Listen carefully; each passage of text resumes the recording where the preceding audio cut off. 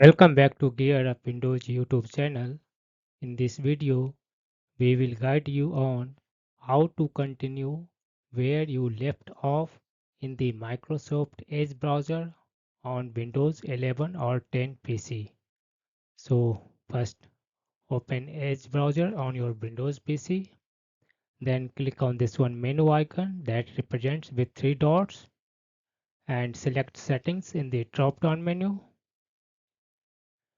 In the settings window on the left sidebar, click on Start, Home and New tabs.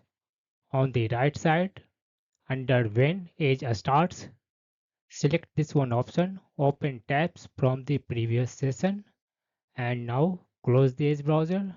Next time when you will open Edge browser on your Windows PC, it will automatically restore previous opened tabs